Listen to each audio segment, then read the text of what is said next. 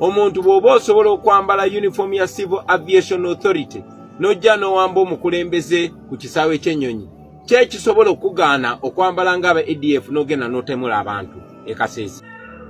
Gye bukeeredde olunaku olwaleero ng'amawulire gamaze okubeera nga gasaasaana era ku kitimbe ku mativi ag'enjawulo mwalabe ebifaananyi ebya General Yoweri Kaguta Museveni nga biteekebwa mu bbanga mu bwengula bw'eggwanga erya Uganda mu kibuga Kampala. Wabula mu mbeera y'emu bw'otyo ne His Excellency Robert Kyagulanyi Ssentamu abantu abamu gwe bakkiririzaamu nga bagamba nti ono ye yawangula okulonda kwa 2026 wabula n'atalangirirwa okusinziira ku bantu abamulonda n'ebyo ebizze nga birabwako nga alizatisi zaalemwa okubeera nga zitimbibwayo ekibiina oba kitongole ekikulira ebyokulonda munda mu ggwanga erya Uganda nga ne ku poto yaabwe naguno gwaka ne bookebera tewali kaliyo yadde n'akamu n'akatono. Kakati nno abantu gye bwawungedde olunaku lwajjo nga bawanise His Excellency Robert Kyagulanyi Ssentamu nga bw'olaba, where are the DR forms and the tally sheets? Kakati nga ebibuuzo bingi eri akakiiko k'ebyokulonda munda mu ggwanga erya Uganda akakulirwa Dr. Engineer Simon Byabakama. Jjukira nti ono akazito kabadde kazze kamuteekebwako n'ebizze nga biyitiŋŋana bingi nnyo okugezaako okulaba nga babikkirira ensonga eyo, era nga bangi bagamba nti n'ebyo byonna ebyaleetebwa nga etteeka oba bill eno eyali mu paaliyamenti eyaviirako okubeera nga abantu abamu balabisibwa eya Independent Sovereignty of the Independent Bill 2026 kigambibwa nti ekimu ku byagireetesa kwe kubeera nga babikkirira kino ekyokubeera nga bannayuganda bangi balemesebwa okubeera nga basitula amaloboozi gaabwe okubeera nga babooza akatongole oba akakiiko k'ebyokulonda ebyo bye baavaamu okulangirira baabiragaani ebiri mu mpapula ebiri mu bwino biri ludda. Wajjukira nti Dr. Simon Byabakama baakoma okulangirira nga bakozesa amaloboozi gaabwe wabula obululu gye bwava obwalangirirwa tebwadisipuleyingibwa ku mpapula nti e Masaka bwe buti egindi bwe buti egindi bwe buti okusobola okuwa omwagaanya abavuganya gavumenti eno okunula mu mpapula zaabwe bageraageranye ddala akakiiko k'ebyokulonda bye kaalangirira bifaanaganira ddala n'ebyabwe bye balina ku mpapula zaabwe. Kakati nno wano abantu bwe baaviira okusitula eddoboozi okubeera nga balaga obutali bumativu wabula nga wadde bino byonna bibaddewo era nga byetoolodde era nga abantu balaze obutali bumativu akakiiko k'ebyokulonda kaagaanira ddala okubeera nga kateekayo ebyo ebyava mu kulonda ku mukutu gwabwe ne ku poto yaabwe okubeera nga bannansi bakakasa amazima n'obwenkanya agaava mu kakiiko kano ak'ebyokulonda. Kakati nno olunaku olwaleero Mwami Museveni akimaze okubeera nga kikakasibwa nti ono wali ku kisaawe e Kololo agenda kubeera nga alayira, ndowooza gwe mulundi gwe ogw'omusanvu okubeera nga alayira, era ng'enteekateeka zonna ziri mu jjiya zamaze dde okubeera nga oba oli awo azirambikibwa bulungi nnyo, n'enguudo ezimu zamaze dde okubeera nga zirambikibwa ezigenda okufunamu okutaataagana okubeera nga basiba bwe basumulula nga baggala bwe baggulawo olw'abakulu abagenda okubeera nga bajja munda mu ggwanga lya Uganda okubeerawo ku mukolo guno nga General Kaguta Museveni alayizibwa ng'omukulembeze w'eggwanga mu bujjuvu agenda okubeera nga aweebwa ekisanja omwaka 2026 mpaka omwaka 2031 okusinziiranga ku constitution abweragira emyaka 5 nga wenkoledde akatambi kano nga tennaba kubeera nga ekwatibwamu oba oliawo nti ekisanja kikyusibwe wabula nga wentuukidde wano ampuliriza okola emboozi eno nga abagenyi bangi abamaze okubeera nga oba oliawo abatuuka munda mu ggwanga Uganda. Jjukira nti bano abatandise okutonya olunaku lwabadde lwaggulo nga bayaniriziddwa Prime Minister Robinah Nabbanja Musafiri wali ku kisaawe Entebbe. Kaakati nno ne batandika okubeera nga beekulumulula bwe bajja mu kibuga Kampala okubeera nga balambikibwa wa ew'okubeera nga bagenda kusula n'okubeera nga balindirira ate okutwalibwa ku mikolo gino egigenda okubeera ekkolwa olunaku olwaleero. Kaakati nno wadde bino nga bibaddewo abingi okusinza ku nteekateeka eriwo ebigenda okulabwako okwolesa obukodyo obw'enjawulo okubuuka mu nnyonyi bakomando b'eggwanga lya Uganda n'ebirala byefaananyizaako bwe bityo acrobatics n'ebirala abayimbi n'abazina ebigenda okubeera nga bibeerayo ekkololo. Wabula wadde nga bino byonna bigenda mu maaso okusinza ku mawulire ge tufuna wabaddewo enteekateeka ey'okwongera okunyweza borders zonna ezetula eggwanga erya Uganda naddala ezo ziriko nga boda eye Kenya, boda eye Tanzania, bepone boda eye Rwanda. Bano nga babadde beeraliikiridde nga bagamba nti wayinza okubeerawo okutaataagana nti Mwami Kyagulanyi ayinza okuddamu n'azannya empiki ez'enjawulo nga bwe yazizannya ng'afuluma munda mu ggwanga erya Uganda okutuuka mu ggwanga erya Amerika, nga bano baasigala beemagaza nga beebuuza we yayita wa okubeera nga afuluma naguno gwakati bafunanga ansa ntuufu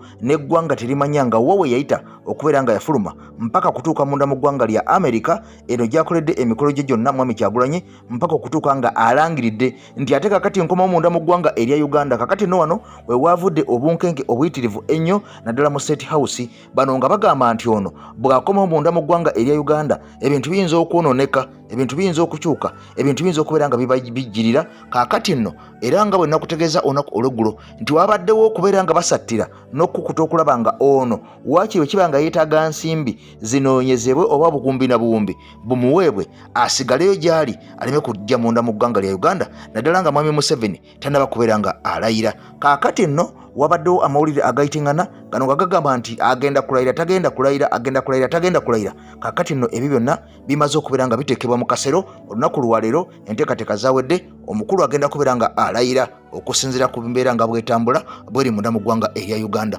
Wabula nga bingi ebirabikiddwako, bingi ebituukiddwako akukulayira kwa Mwami Museveni ng'abantu bangi abaali mu kalulu oba oliawo tebasobola kubeera nga bakamalako olw'embeera eyabawalizisibwa ab'ebitongole bikuumaddembe okwali abaserikale ab'amagye abamilitale ba SFC bepo ne poliisi abaatulugunyanga abantu nga newe njogeri abantu baafuuka dde abamu abalema, abamu baatuuka dde okubeera nga babuzibwawo naguno gwaka ate baddangamu kubwako kya mu lubaale, abalala baasibwa mu makomera naguno gwaka tebayimbulwanga yadde okubeera nga baweebwa beyiro, kyokka nga ate n'abamu baatuuka okubeera nga battibwa naddala ebitongole ebyo ebikuumaddembe. Amasasi gaakubwa mu bantu, emmotoka z'abakuumaddembe ez'abatomera, bangi ne batuuka okubeera nga bafiirwa obulamu bwabwe. Kaakati nno aku musaayi gwabwe, aku kunyolwa kwabwe, ku bulumi bwabwe, aku maziga gaabwe, nga wenjogerera essaawa zino okulayira kugenda kubeera nga kutandika essaawa yonna oba oliawo nga kutandise n'okutandika. Wenjogerera mukwano gwange ampuliriza, emikolo gyatandise dda, emikolo gyatandise dda wali mu kisaawe Ekkololo, wadde nga bimenye bingi ebirimu okubeera nga byalimu okutta abantu okusibwa, abantu okubwa emiggo emiyitirivu ennyo, abantu okutusibwako obuvune n'ebisago ebyamaanyi ennyo, nga n'abamu bakyali malwaliro, bakyanyiga biwundu, bakyapookya. Mwami Museveni agenda kubeera nga alayira lunaku lwaleero. Kakati nno eggwanga Uganda wano we lituuse, jjukira nti abagenyi abayitiddwa bakunuukirizayo 30, wabula tetumanyi oba bano bonna banaabeerawo ku mukolo guno ogw'okubeera nga Mwami Museveni alayira. Hajati Nakalembe ntambula ne mukyala musomi wa ddwa ennamba gy'olaba ku screen eyo gw'okuba n'abeera nga akukwata bulungi n'akubeera nga akuyamba. Kantandike ne muganda wange Sajjime mu mboozi y'eggulo tukomewo. Kakati Electoral Commission eyagaana okuwa bannayuganda wagi yajjanga obululu okusinziira ku Simon Mujenyi byabakama nga ne ku poto tewaliiyo egenda kulayiza General Yoweri Kaguta Museveni. In fact egenda kubeerawo okulangirira ebyava mu kulonda nga bba abaatwala enteekateeka eno kozi bwe balina obuvunaanyizibwa, then bwe banamala okulangirira ani yakwata ekisooka, ani yakwata ekyokubiri, ani yasiba ekkira n'ebiringa ebyo, era yawangulira ku bululu bumeka, era n'ebirala ebiri bwe bityo, process nga bwe yatambula, balyoke bakwase obuvunaanyizibwa omulamuzi oba ssaabalamuzi bamukwasa obuvunaanyizibwa obulangirira nti officially ono y'omukulembeze w'eggwanga 2026 paka 2031. Akakiiko kaba nga kamaliriza y'entiko y'emirimu gyonna akakiiko gye kabadde kakola mu mateeka egy'okutegeka akalulu aka presidential elections, parliamentary elections, general elections nga ssemateeka bweragira. So olunaku olw'enkya lukulu nnyo era akakiiko k'ebyokulonda ka nkizo nnyo kuba kalina okwanjulira bannayuganda n'ensi yonna nti wuuno omuntu wammwe gwe mwalonda eyafuna obululu obukkirizibwa mu mateeka n'awangula, era kati wuuno tumuwadde Chief Justice omulamuzi omukulu okumulayiza n'atuula mu ntebe ya president. Omukulu Julius Muchunguzi ayogerera akakiiko k'ebyokulonda bw'atyo bw'atutegeezezza, then bagenda kulayiza General Yoweri Kaguta Museveni. Nga bwe nakutegezaako mu vidiyo zaffe eziyise nti abakulembeze b'amawanga batuuse dda, enteekateeka nayo egendera ddala mu maaso. Ebimu ku byensobodde okubeera nga ntegeera nti wagenda kubeerawo okulaga obukodyo okuva mu ggye ly'eggwanga, obukodyo obw'enjawulo eri abagenyi abanaabeerawo. Era olunaku olwaleero basiibye bagezesa, basiibye beegezaamu biki bye bagenda okukola, bye bagenda okubeera nga bakola olunaku olw'enkya, obukodyo obw'enjawulo. Basiibye bayooyoota ekifo, abakapeti nga basiba abakulembeze we banaayita, abazimba ebintu eby'enjawulo nga bazimba, emizinga ndabye gisuzeewaawo nga bagibiseeko, n'ebintu ebirala bingi oba oliawo ebinaabaawo olunaku olw'enkya.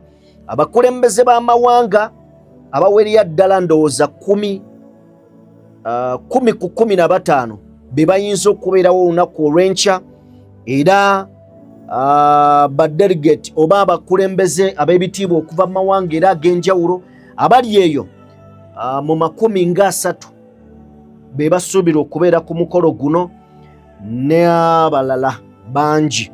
So munzikirize awo tusooke tuveewo. Wabula enteekateeka zino nga zigenda mu maaso, omwogezi wa poliisi Rushok avuddeyo bw'atyo n'abaako okuwabula kwakola eri eggwanga ku bagenda okukozesa oluguudo olw'Entebbe. Jjukira Entebbe we wali ekisaawe ky'eggwanga. Avuddeyo n'alambika nti wajja kubeerawo okutaataaganyizibwa kw'ebidduka okusinziira abakulembeze oba abagenyi bwe banaaba batambula. Ategeezezza nti wajja kubeerangawo okwekwatamu okusinziira ku mbeera enaabeerawo. Njagala tusooke naye tumufune tuveewo lumu. Tebafuna kweraliikirira nti airport nzigale nedda. Ekigenda okubaawo, wabaawo kyetuyita traffic cut-offs, oba nti emmotoka tufuna akaseera ne tuziyimiriza ng'akadde ako kakoze eki kazze ate tekatera kumala budde bungi. Era mu bifo nga Kitubulu, bifo nga Mpala, bwe mulaba those cut-offs tezigenda kuba za maanyi nnyo, zijja kuba za kaseera. Kale muganda ngikwanirizaako nnyo gwe akyali ku mukutu gwa AKTV Media Uganda. Anze Eke Master Kawandula Bigambo Promax namaze dda okubeera nga nteera amabega w'omuzindalo okubeera nga tutematema n'okulingiriza ebigenda maaso munda mu ggwanga lya Uganda, wadde nga challenges we ziri wano na wali, ate tuyinza kubeera nga tugaana okubeera nga tutambula okubeera nga tutegeeza ensi yaffe ebyo ebigenda mu maaso. Kakati nno olunaku olwaliro nga Mwami Museveni agenda kubeera nga mbu alayizibwa wali ku kisaawe e Kololo. Kakati nno ebigambo byongedde okubeera nga biranda eby'omukyala Among Anita Speaker ono nga wa Parliament ya ggwanga lya Uganda Honorable ow'ekitiibwa. Kakati nno okusinza ku bigenda mu maaso, waliwo bwino omulala amaze okubeera nga afuluma ku nsonga y'omukyala ono okulya enguzi, okubba ssente ez'omuwi w'omusolo. Kakati nno bino byongedde okubeera nga birinya enkandago. Jjukira nakutegeeza anti emmotoka eno Speaker Anita Among gye yafuna akigamba nti baatikkaana ntike ku nnyonyi, era ng'eno yagula obuwumbi eyo buli mu 2 ne miliyoni 400 ez'eggwanga erya Uganda. Kati obuwumbi 2 ne miliyoni 4 za ssente za Uganda aneeteekebwako omusolo gwa kawumbi kalamba. Ssente zino ne zifundikira nga zigenze mu buwumbi 3 ne biliyoni 4. Kakati nno ampuliriza obuwumbi 3 ne miliyoni 4 ya miliyoni 4 ze zaafundikirwa nga zimalidde ku mmotoka eno. Kakati nno munda mu Parliament ya ggwanga lya Uganda ensasagge etandise okubeera nga emerukawo oba nga esitukawo oluvannyuma lw'ensimbi zino okubeera nga zisukkiridde obungi ennyo ku mukyala ono n'okusinziira ku bbanga ono lyamaze mu ntebe ey'obwa sipiika. Kakati nno ono yaddira mu bigere by'omusajja amanyikiddwa nga Jacob Olanya mu bigere ng'amaze okubeera nga afa wali munda mu ggwanga erya Amerika. Kakati njagala nsooka nkutwaleko mu Parliament nkulage okubagana empawa, nkulage bwino abasajja gwe bazikudde ku mukyala ono Speaker Anita Among. But recently at Nsambia, she donated 1 billion to the cancer. Among 1 billion. She went for the Sentai Foundation. She gave 100 million, where she encouraged people to welcome the leaders as long as they steal and give to her voters. On Saturday, I and him witnessed in Soroti. The president, His Excellency, through the vice president, was able to donate 20 million for the church. They have their church there. And the speaker said, I'm giving 100. Where does she get all this money? And members of parliament don't see that this is their money. They don't see. This is a woman as parliament. She has no business to donate $1 billion. She has no known income to donate the 100 million to Sentai Foundation. To the golfers, yes. To the golfers, she donated 100 million. Can you imagine? Golfers, 100 million. Sorority Church, 100 million. Sentai Foundation, 100 million. In Zambia, 1 billion. And you say, for you are donating 100, the president is donating 20. And 10. And the members clap. Those ones who ran after her, we found them kneeling. Can you imagine? Members of parliament, men, kneeling. Mama, mama, mama. And she was busy looking the other side. She could not even know. So enough is enough. We are saying enough is enough. And whatever they try to do, we shall have our motion. We shall continue fighting. And this motion is going to streamline even you, Commission Chairman. Akakati nno ng'ensimbi yo ey'omuwoomusolo ekyagenda maaso n'okubeera nga eyiika togge ng'efa togge nga entungo eyiika. Mwami Museveni ng'ayolekedde okulayira olunaku olwaleero. Honorable Ssemujju Nganda mu ngeri y'emu alina ky'agamba ku nsonga eno. Jjukira nti ono yamala dde okubeera ng'asibula paaliyamenti yadirira ya Kanso George Musisi mu bigere yagenda okubeera ng'akiikira abantu b'Ekira municipality okusinziira ku byava mu kalulu ono baamukuba akalulu. Kakati nno ono akakasizza ensi nti ebyava mu kalulu byonna naddala ebyo ebyobwa pulezidenti byali bya buyaaye, tebyali bya mazima, tebyali bya bwenkanya, era Museveni yabba bubbi buwanguzi bwa bannayuganda obwesige bwe baali batadde mu muntu omulala. Ono agamba nti Museveni kwayise n'abeera nga yeerayiza n'okubeera nga yewaŋŋamya ku bannayuganda n'okubeesibako n'okubalemerako ng'akozesa obuyinza obw'entebe ennene yakwata mu 1986 gy'emyaka kati 40 ow'enjogerera ng'omukulu ono entebe eno amaze okubeera nga agiwangala. Mu kakati nno abingi ebyogeddwa ku nsonga eno naye nga waliwo ebigambo by'otalina kubeera nga obuusa amaaso. Jjukira nti abaali bavuganya ennyo Mwami Museveni, Dr. Kanokiza Besigye Kifeefe yamukuba mu kkomera nga ne wenjogerya musajja watu gyali gyavundira. His Excellency Robert Kyagulanyi Ssentamu Amitembo Ngobi Obiina ono yali amutadde ennyo ku bunkenke. Musajja watu yanoonyezebwa n'atuuka okubeera nga awa amattuka munda mu ggwanga erya Uganda, n'atuuka n'okubeera nga asibira okubeera nga aliira ku nsiko mpaka eyo gye yava nga amazeyo emyezi n'emyezi n'afuluma munda mu ggwanga erya Uganda nga ne wenjogerera musajja watu ali ku mawanga. Nga kino kyongera okukulaga n'okukakasa nti Mwami Museveni threats ennene ennyo yali amaze okubeera nga azijjawo, okwali Besigye, okwali ne His Excellency Robert Kyagulanyi Ssentamu. Kino kitegeeza bano ababiri we batali abutereevu nnyo. Mwami Museveni abeera yegiriisa nga ekigota entula, kyonna kyakola kiba kiyitamu bukwakku, n'abeera nga alayira awatali yadde okubeera nga waliwo embeera yonna yadde okwekalakaasa munda mu ggwanga erya Uganda, kubanga bano tewaliwo revolution yonna esobola kubeera headless revolution nga teriiko omuduumizi. Kati bw'omala okugjawo Dr. Kanokiza Besigye n'ojjawo ne His Excellency Robert Kyagulanyi Ssentamu, kitegeeza nti abantu oba omaze okubeera nga obatema enteega, kubanga amaloboozi amanene abiri omaze okubeera nga ogabajjako. Njagala tugende wa Honorable Ssemujju Nganda ku nsonga zino ayongere okulambulula naawe owulire ebigambo by'omwami ono byanjawulo. After cheating elections, after militarizing of the politics in Uganda, tomorrow he has invited his business partners from the region, and business partners, you may want to call them heads of state. He has invited Suruhu, with whom they do business, and others from the region. So those ones you will see, and many other leaders with whom Museveni is doing business in the region, South Sudan, Somalia, Equatorial Guinea. So these are the fellows who will be coming to witness his swearing in. So we want to ask Ugandans to brace themselves for this term that is going to be the worst in our history. We have our leaders who are still in prison. The founding president of our struggle, Dr. Kizza Besigye, is in prison. He has spent there now 541 days, together with his AD Haji Obedi Lutale.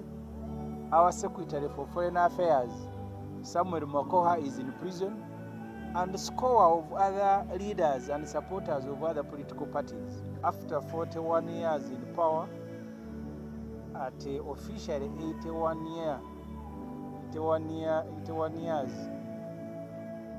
Museveni is closing road starting today, after what he called overwhelming victory, that he will be sworn in tomorrow.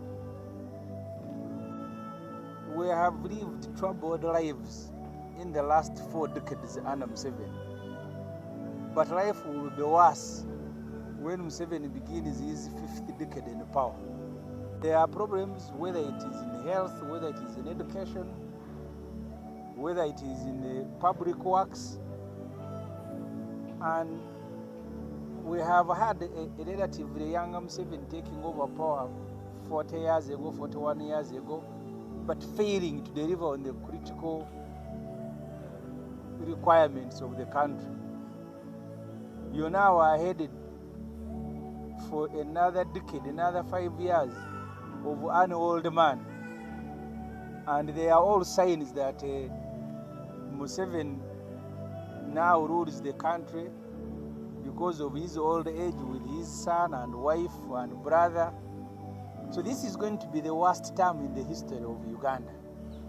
And that's what the country must brace itself for.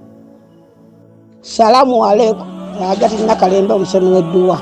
Bw'oba wenyiye embeera embi yankusomere ku dduwa. Abali ebweru mirimu gigaanye papula zeesibye kino kyekyoto kwensabira omukisa kobe ng'odiriddawa wali wenkusabira n'ofuna emikisa. Ky'oba olaba ngabirira ebinyonyi ebitalina kyakulya naawe atalina mulimu jangu kusomere ku dduwa ofuna omukisa. Eno ennyanja kwesira buli kimu ekisira ne kiba kikujjudde nekikasuka mu nnyanja nekikunta nekigenda. Nze Ajati Nakalembe kambawo ennamba yange yeeno 075237529. Temuddeeyo nemwebakira ebizibu nkoye ku nnamba yange eno. Mu ngeri yemu nga nkozesaako ku bifaananyi nekkololo bwagenda okubeera nga oba oliawo ayagala okubeera nga afaanana, njagala nsooke nkuzeeyo ku bigambo ebyayogerwa Mwami Kyagulanyi. Ebigambo bino byayogerwa Mwami Kyagulanyi ng'amaze okubeera nga yeesolosa munda mu ggwanga erya Amerika, ng'ono amaze okubeera nga asimattuka kye yali ategeezeza ensi nti yali anoonyezebwa era ekyamuwaliza okumala emyezi egikwata mu 2 ng'aliira ku nsiko, era ng'ono amaka ge yagaddukamu nga gamaamiddwa ab'ebitongole ebikuumaddembe ebiseera ebyo, abaatuuka n'okubeera nga bawamba mukyala we nga bwe twalaba ne bamutuusaako obulabe, n'akubwa, n'ayambulwa, n'aswazibwa n'ebintu bifaanaganako bwe bityo, n'afundikira ng'asibidde ku kitanda ensambya, era olwava eyo omukazi wattu n'abeera nga yabinnyika mu nsuwa, n'abeera nga alokera eggwanga erya Amerika. Eyo gye yeegatibwako His Excellency Robert Kyagulanyi Ssentamu mu bbanga eritaali ppanvu nnyo. Kakati nno njagala nsooke nkuzeeko ku bigambo bino. Wuliriza bulungi, kano kawa obudde kawanvumu, naye ebigambo bino obyetaaga byonna okusinziira ku bigenda ogenda mu maaso olunaku olwaleero wali ekkololo. Bino ebigambo byetaaga. His Excellency Kyagulanyi Ssentamu yabyogera era birijjukirwanga. Geno wankubidde essimu mbadde mu nsiko. Abadde buvuddeko bagenda ne batuzinda maka gaffe. Ate mu Buganda wali olugero olugamba kugoba nakulaga ekkubo. Bwe batuleetako ejjoogo ninga niba n'abantu basinga obubanda sinababanda. Ne mbayita kulitalaba nete kyakomaawo ate kyanzikula obwongo nnyo nekindagalindako bulijjo tugenda ne tukola emirimu gyaffe nga batulaba nga tusobola n'ogikola nga tebatulaba era nga bwenze nga mbagamba nti mukole nnyo bwe balaba ne bwe batalaba.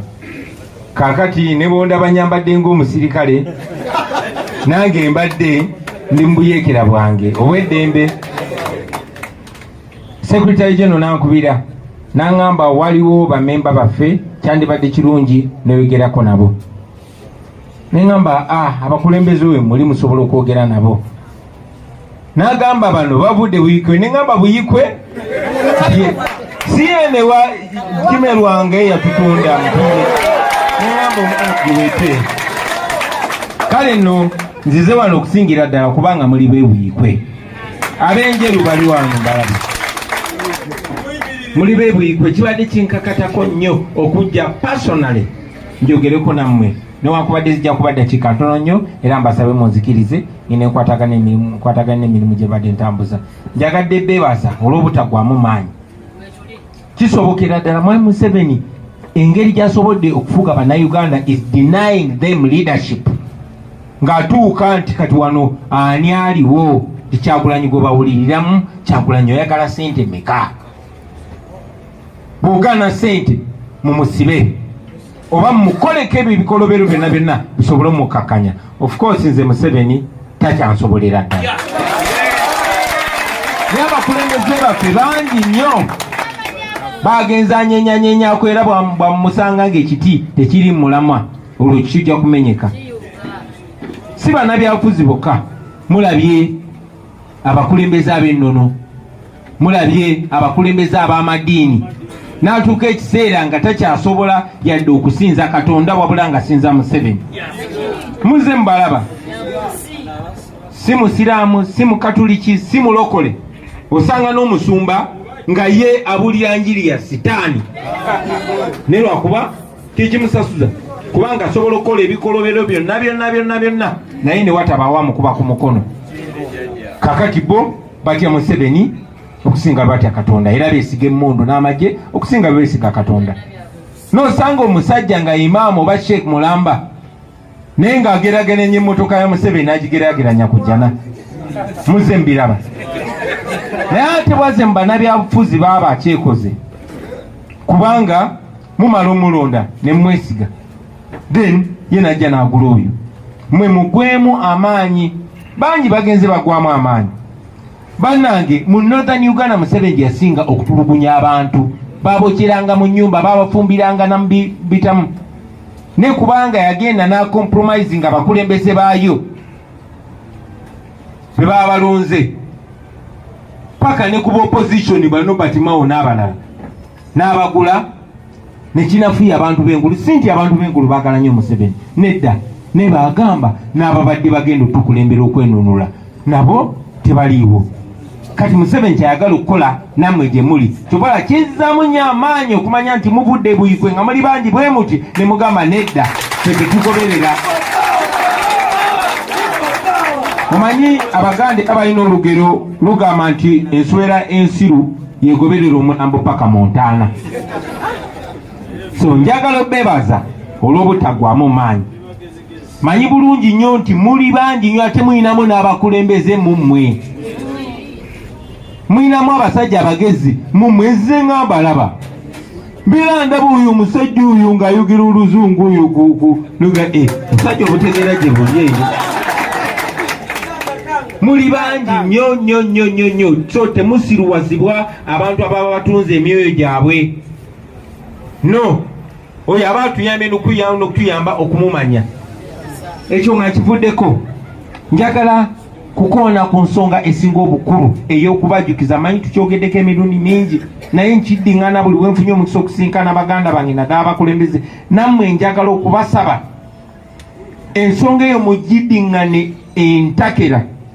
Ne bw'oba okinnyonnyodde omuntu n'akinnyonnyoka enkeera ky'oba osooka okumunnyonnyola ng'omugenda okukola ebirala. Kyeki omulamwa gwaffe gwe guliwa? Kiki ekyatusinkanya? Lwaki tutangawo obulamu bwaffe? Lwaki tukola ebikolwa lwaki tukola ebikolwa bino byonna ebitteeka mu bulabe? Bawambye ono n'avaayo ganaafa.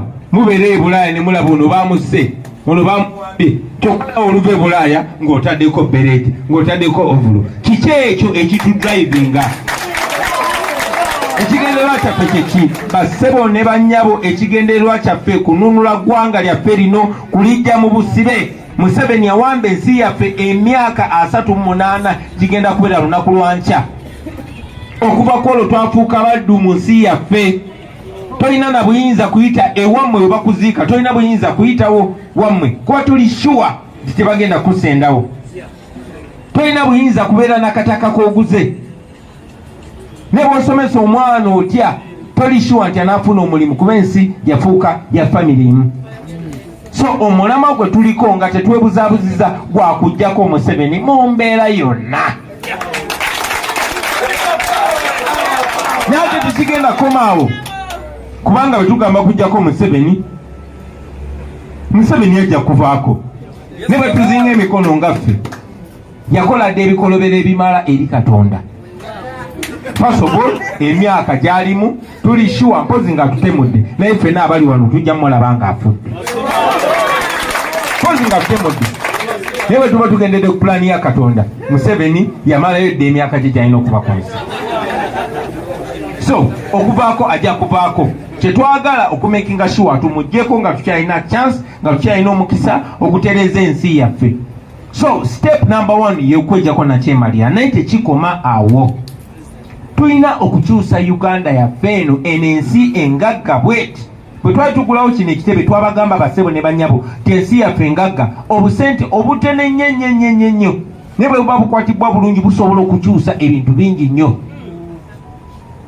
ku ssente Museveni n'abantu beze babba mu nsi tebalina yadde we basobola okuyita ewaabwe nga ba NRM ekikulaga nti tebalina yadde ne pulaani byonna Amini ataasoma bye yali yalekawo Museveni abitunze ebiri wano ebiri e Bulaaya ebiri ku lukalu lwa Afrika mu Amerika ne mawanga amalala gonna so tulina obuvunaanyizibwa nga ffe bannayuganda okutereeza ensi yaffe abaana baffe n'abazzukulu ne bano abakyali abatoototo bagyeyagaliremu ekyo tekigenda kwekola kyokka ekyo kigenda kubeerawo nga waliwo obukulembeze obulumirirwa bannansi naye okusingira ddala obukulembeze obugondera bannansi nga tujja ne tubagamba bassebo ne bannyabo bwe munaatuwa obuyinza tujja bukozesa bwe tuti sente zinasolozebwanga mu misolo gijja genda omutetemwa bwe guti mu masomero omutemwa bwe guti mu byenkulaakulana nguudo malwaliro n'ebirala omutemwa bwe guti eyo yenkola gyetulina okukolamu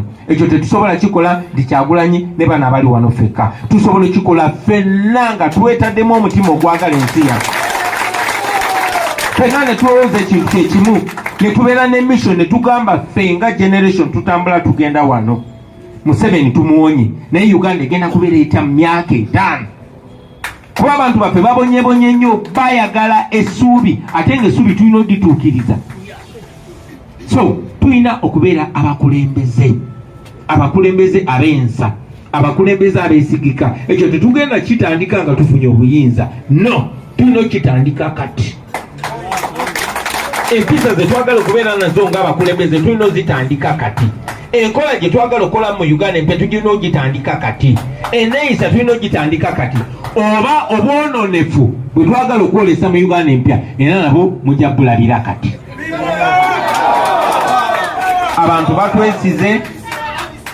abantu batwesize tulina obuvunaanyizibwa okuyingira faamu okubawa ekifaananyi si kifaananyi kyokka wabula okutuukiriza ebiruubirirwa ebyo kitegeeza nti ffe n'abakulembeze abana ababazeewo oluvannyuma lwaffe tugenda transforminga Uganda yaffe bannange kisoboka nze ndabye examples nyingi nnyo ez'ensi ezaali tezirina ssuubi waliwo omusajja bamuyita Lee Kuan Yew yakyusa ensi gye bayita Singapore nefuka first world mu kabanga katono nnyo ensi talina byabugagga bya mutaka tutudde ku gold tutudde ku uranium tutudde ku mafuta tutudde ku buli kyabugagga ate ekyenjawulo nti tulina abantu abasinga obuto mu nsi yonna bannayuganda bagezi singa tuba tubakulembedde ntubagamba baganda bange kino kyetugenda okukozesa obugagga ensi yaffe Katonda gye yabuwa tugenda kukyusa Uganda eno namwe mujja kwewuunya nekyo tujja kikola nga tugasa emitima gyaffe n'obwongo bwaffe ne tugamba kino kye twagala okukola ne tubeera ne discipline. Tewali kintu kyonna kyogenda kukola basebo ne banyabo nga tiweewaddeeyo. Discipline kitegeeza okusacrificinga oba okusaddaaka appetite yo. Kitegeeza okwerekereza. Discipline kitegeeza kwerekereza. Omuntu alina amaanyi naye n'atalwana eyo discipline. Omuntu alina enjala naye n'atagwa mu mmere eyo discipline. Omuntu alina obusungu naye n'atayomba eyo discipline. Omuntu alina kyayagala naye n'agamba ku lw'obulungi bwa ffenna kankyerekereze ku lw'obulungi lw'ekigenderwa eyo discipline. So tulina okweteeka mu discipline. Ebirala mwe mulimbuulira Katonda gy'alituusa. Basebo ne banyabo mwebale nnyo mwebale ddala kumpuliriza. Nsanyuse nnyo okufuna omukisa ogwogera nammwe. Nsembayo ngamba kunga mwenna nti omuntu yenna ng'ebigambo bye n'ebikolwa bye biyamba struggle yaffe ogenda mu maaso n'okunafuya Museveni okumaliza nga tumuwunzise oyo munnaffe. Naye omuntu yenna ne bw'aba ayambadde nga nze ng'ebigambo bye n'ebikolwa bye biyamba nakyemala okusigala nga atunyigiriza, ne bw'abanga MP nga yajjira ku ambuleera naye ng'akola ebyo, oyo mulabe wammwe buli bwe mulaba mugobaganye. Teetaaga kubabuulira kyakukolera abo abantu abatunda emyoyo gyammwe, abo abantu abayimiridde ku peyini ku bulamu bw'abaana babuzibwawo tetumanyi gye bali, bangi bali kitalya, bangi tebalina maaso, tebalina mannyo, bali tebeesimbyewo, wabula nga bayimiridde emabega waabo abaabasuubiza nti tugenda kuyimirira ku birubirwa byammwe. Omuntu bw'atyo bano bakinagemerwa nga n'abalala, sigenda kuyimirira wano babulira kyabakolera. Mukimanyi temukimanyi? Assalamu alaikum warahmatullahi wabarakatuh. Iranga abagenyi abatalutumidde mwana batandise okutuuka, abagenyi ab'ebitiibwa batandise okutuuka. Iranga bano baanirizibwa Prime Minister wa Uganda Right Honorable Robina Nabbanja yali mu kubaaniriza mu kisaawe ky'Entebbe. Iranga abagenyi abakatuuka as usual, as expected, as interpreted, as extended, as gwe kyonna ekintu kyagala okuteekawo kiteeke bulijjo betusuubira be batandise okutuuka. Nga eyasoose okutonnyawo ye mwami Salva Kiir ye mwami Salva Kiir w'eggwanga eya South Sudan. Yes, yamaze ddayo okutuuka mu ggwanga nga mutaka okubeerawo okulaba nga ow'ekitiibwa alayira naye nga talina DR form.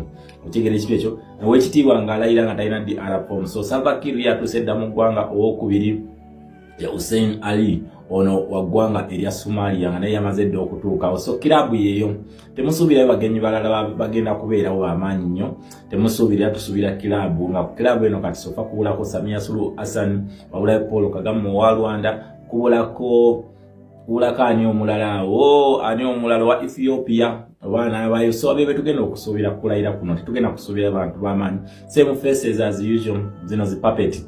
Manyi ono black colonialist aina ba puppets. Yes, kati ba puppets ba black colonialist tugenda okusuubira bagenda okubala naye nga Samia Ruto temusuubirayo nga ali mu ggwanga erya Kenya gyali ewaka tebalina kye bamugamba kubanga bano tebalina kiddako. So Samia Ruto ye ali mu kusayininga zi contract na ggwanga erya France n'abakapitalist bano, era nga akulaga nti ali mu kwongera kunyweza nkwatagana ye n'abakapitalist. Yes, eno gesi yano nnombi nnyo waliwo mwami agenda okwerayiza mu region mwennyini nga ye akulaga nti ali mu kunyweza nkwatagana naki n'aba communist, aba Russia n'aba China bali mu kunywezagana nabo enkwatagana. So kyabulabe nnyo Samia Ruto ekintu kyali mu kukola okuba nti okulayira kw'ono omusajja ate ye wakyaliza Macron ono agwa in the opposite side of the United Nations Security Council, era wagamba nti no bali mu kutaiteninga, era nga ku ddiru ezimu ezakolebwa sofa Macron nga awaddeye obweyamu ayagala Kenya ne France babirenga banyweza shared interest na kugamba nti no senga uli ekigambo kibaita shared interest tegeza democracy na human rights nga bino bijidde nga twakamala okufuna akatambi ka Samia Ruto nga yakukakasa nti eggwanga lya Republic of Kenya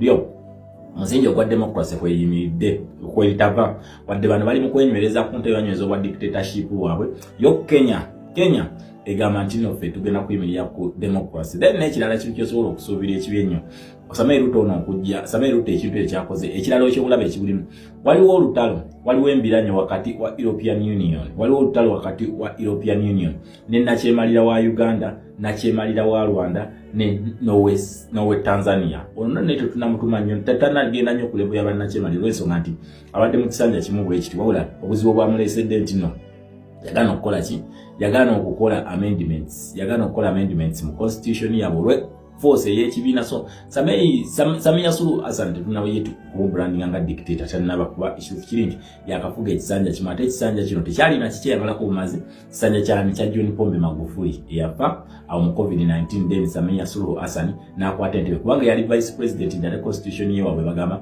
singa president yafa vice president yalina okukola ki yalina okukwata entebe so ekintu kino kugambye kyabulabe nnyo eri abantu bano ababiri in fact abasatu nti balina olutalo bali mu European Union weruli nga olwa Paul Kagame ne European Union luli lwa kubaguzanga deal y'ebintu ebibbe mukitegera nti Paul Kagame on signing contract ekyasinze nga munsi yonna yalina okusavinga European Union coltan akyasinze obungi so contract yali agina nenga bwe bamubuuza coltan gyamujja nga tebabulya yali akamala okusigninga deal etwalaba okuwambibwa kwa take over ya Goma ne Bukavu etwalibwa nga ekiwano we wali mineral deposits eza coltan enyingi ennyo mu ggwanga ya Democratic Republic of Congo kakati onako olwaleero wabanga alaga nti ye enkwatagana ne European Union y'amaanyi nnyo kitegeeza Samia Ruto is indirectly distancing himself from the two dictators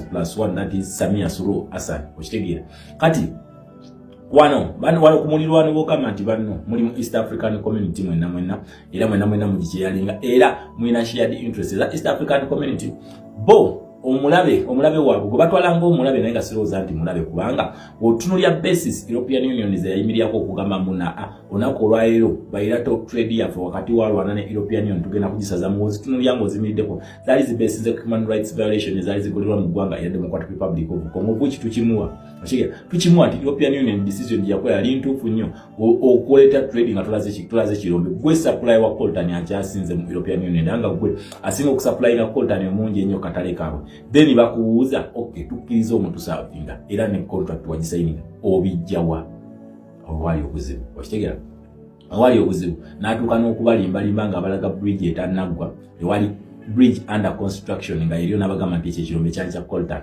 wabula munnamawulire wa CNN omukyala wawaguza n'atuukayo yasobola okulaga ekifaananyi ekituufu ekyali kigenda mu maaso kweyo bridge gye baali bazimba Paul Kagame gye yali azimba nga kwasirwaliza ensi nti ekyo kirombe kya coltan era kyali highly guarded wabula simanyi omukyalo ono yatuukawo atya kubanga bannamawulire standards ze babeerako we bamanyi simanyi naye nga omukazi oyo yasobola okugenda through all odds n'akola ki na exposinga ekirombe ekyo Paul Kagame kyali yegasseko mu buki ekyo ekyasinze okudisplayinga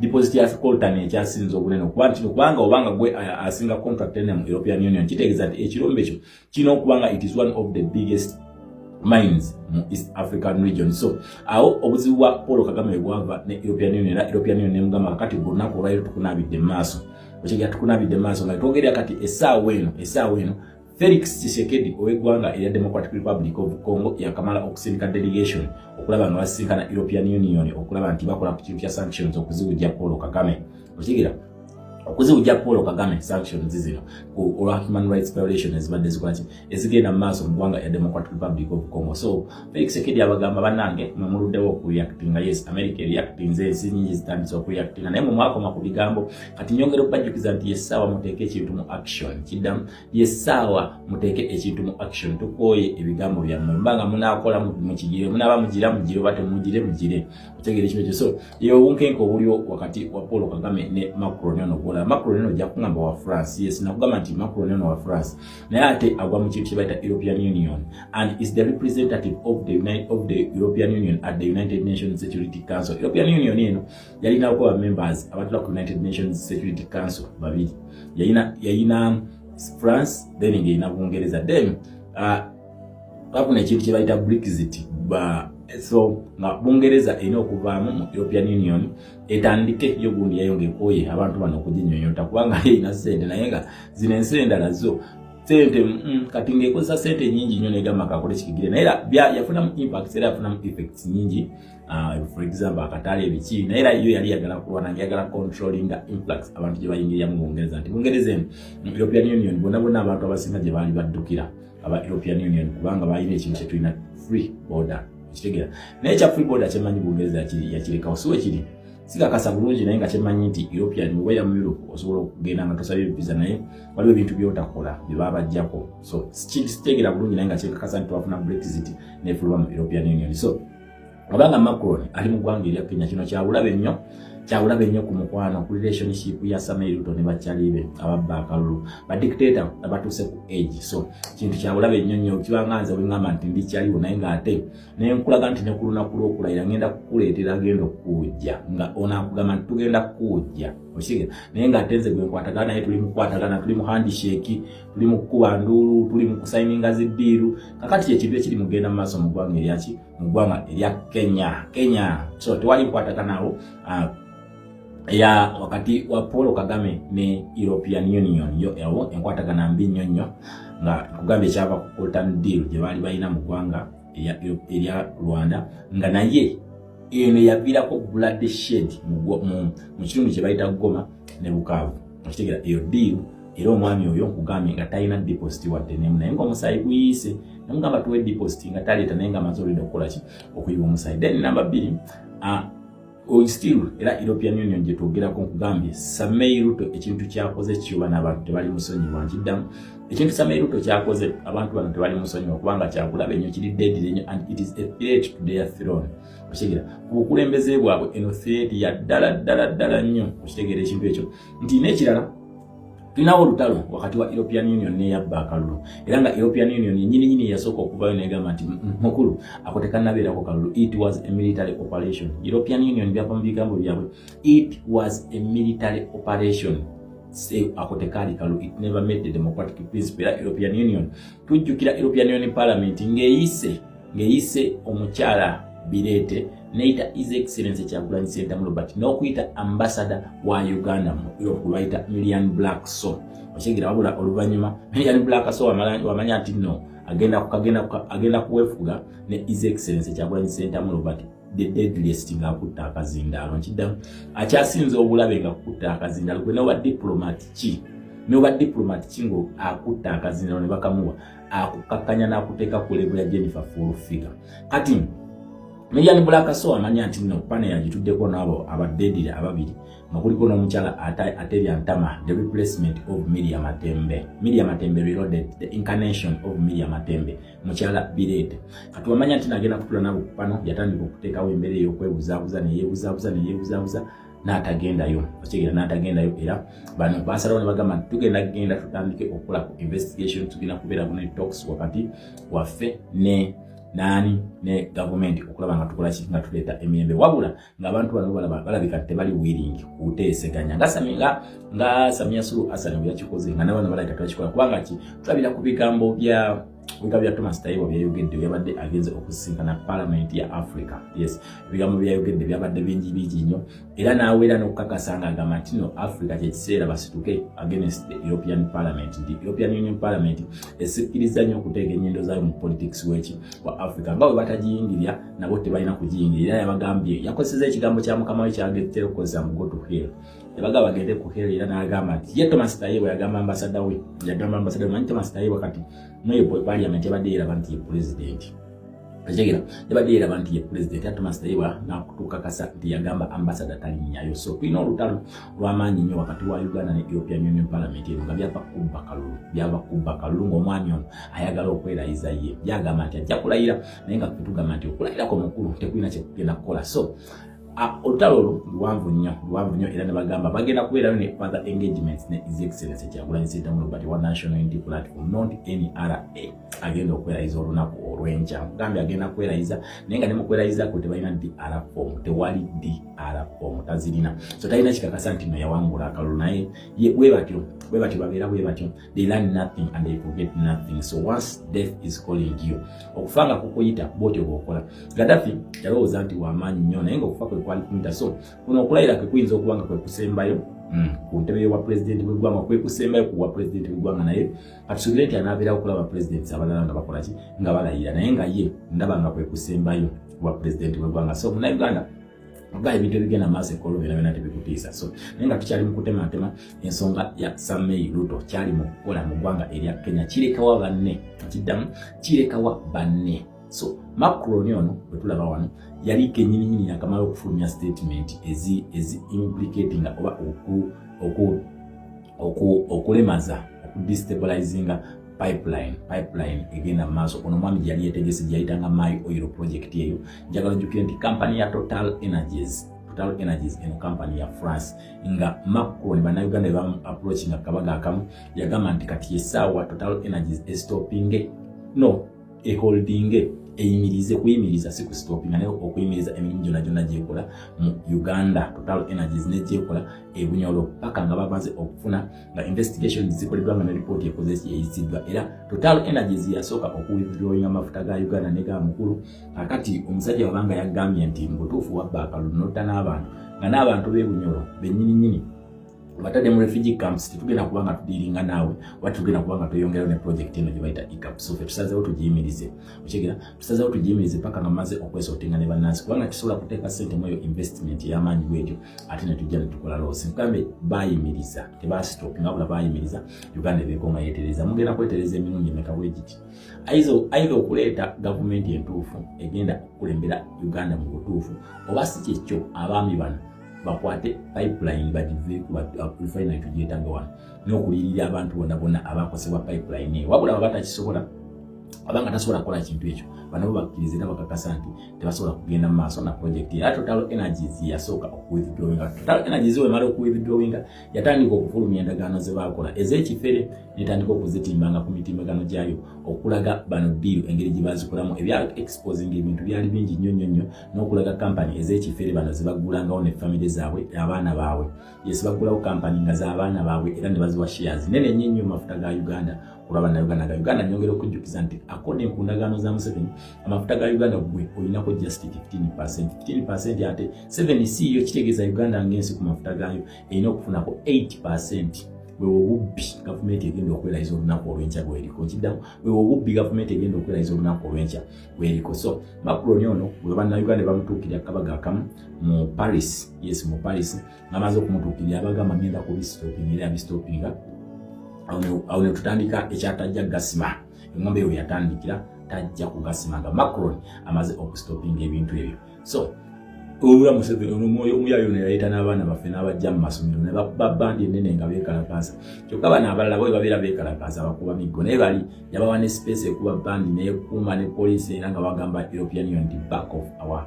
oil kuba kwolwo yatandika okulya ebigambo bye yamuyitanga My Oil n'atandika okuseerera olulimi nga biyita our oil. Simanyi kati oba yabitereezezza naye nga tulaba alina deal ne contracts zaalimu ne Dangote era nga okusinkana Dangote ono nakugambye nti deal eno ekyalina obuzibu kubanga ogamba Dangote naye ng'ate olina Samuel Ruto okitegeera. Njagala mulabe vidiyo naga obuzibu bwe bagenda okusanga Dangote tasobola kuteeka wano ssente oyogera ku Dangote naye nga olina Samuel Ruto ono igwe ow'abakapitalist abakapitalist abavunamira n'agamba igwe kakati mbugwe bwe weegasse naye otabbire Dangote mbu ajja ateeke ssente mu nsi yo tasobola.